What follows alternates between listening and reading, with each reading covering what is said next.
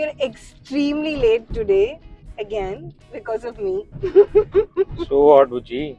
I woke up very late, got ready very slow, and wherever we have to reach on time, we are not going to reach on time. It's okay.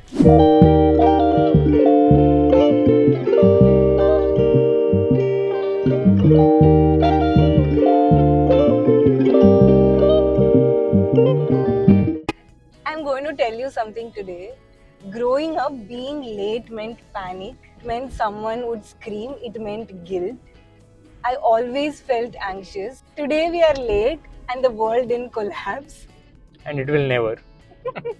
Growing up, I was always scared of something. If I forgot something, if I took too long, if I didn't do anything perfectly, it became a big issue.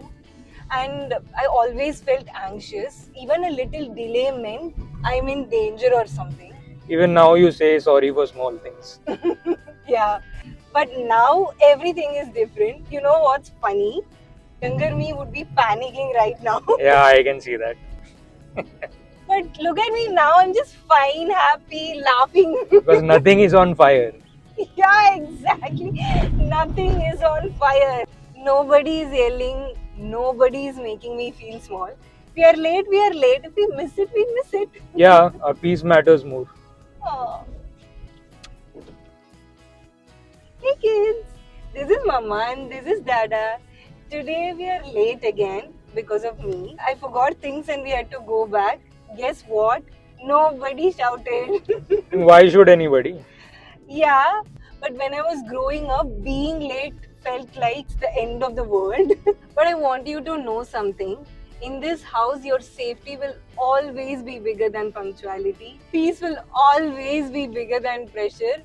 And nobody will ever make you feel small. We'll choose calm every time. See, Mama didn't just choose a husband, she chose your father. She chose someone who would never make you feel afraid of being a human being. With us, you're always safe. Oh.